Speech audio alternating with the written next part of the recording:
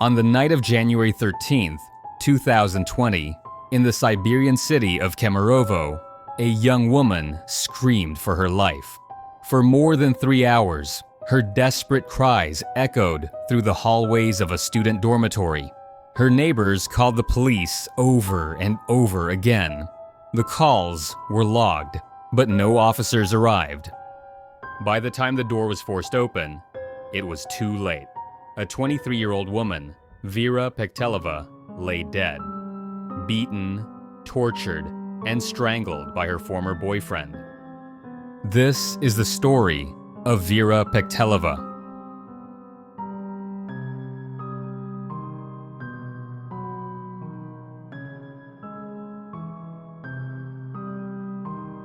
Vera was born on September 24, 1997, in the town of Kiselyovsk, Kemerovo region, Russia.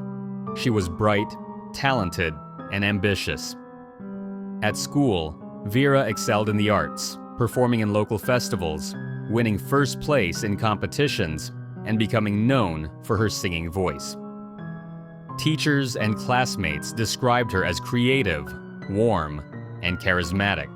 Her name even appeared on the school's official website under the section titled Pride of the Lyceum. After finishing school, Vera enrolled at Kuzbas State Technical University in Kemerovo, studying economic security and anti-corruption management. By her early 20s, she was seen as someone with a promising future. Her parents were divorced, but Vera remained close to both her mother, Oksana, and her father, Yevgeny.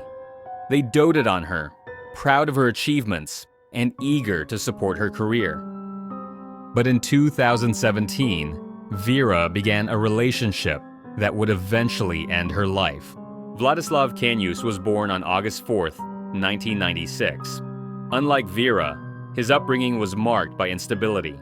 His father had died by suicide, and Vladislav left school after the 9th grade.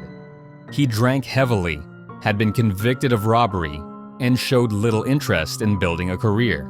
To many, Vlad appeared to be the stereotypical bad boy.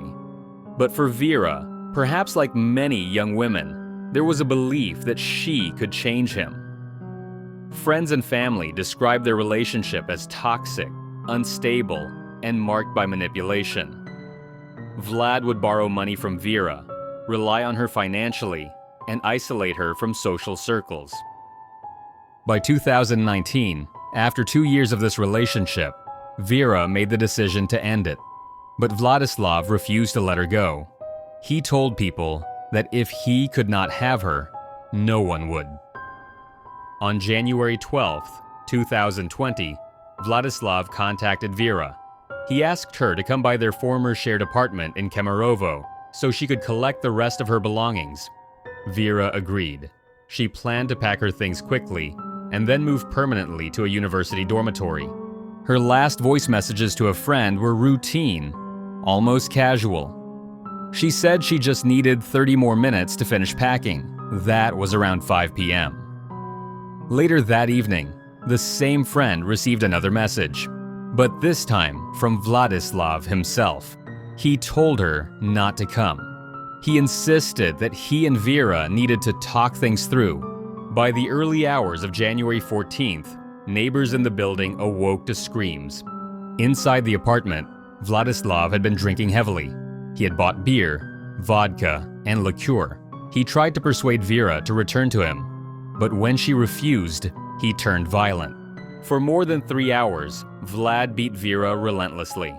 According to forensic reports, she suffered over 100 separate injuries, bruises, cuts, abrasions, and broken bones. At one point, he used heavy objects as weapons. At another, he stabbed her with a knife. Her nose was broken. Her body was covered in wounds.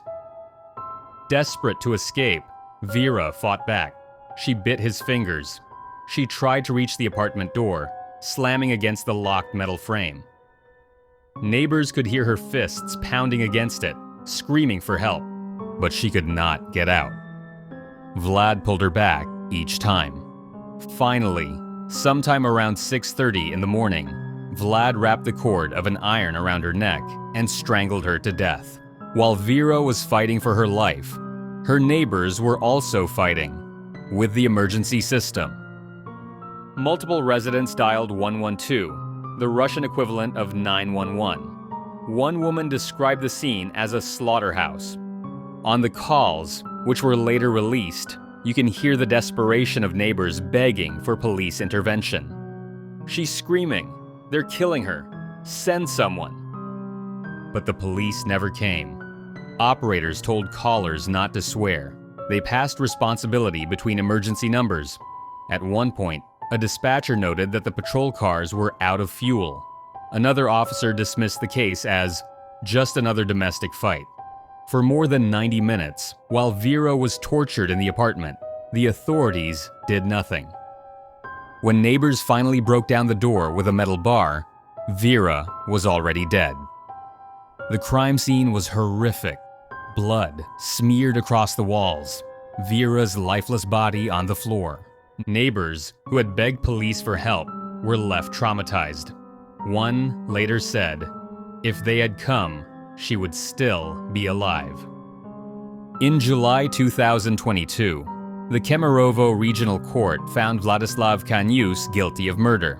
He was sentenced to 17 years in a strict regime penal colony and ordered to pay 4 million rubles in compensation to Vera's parents. During the trial, Vladislav tried to minimize his actions, claiming Vera had provoked him. He insisted he had not intended to kill her. The evidence told another story. Forensic experts testified that Vera died not only from strangulation, but also from the cumulative trauma of her injuries. In other words, she had been tortured to death. Equally shocking was the role of the police.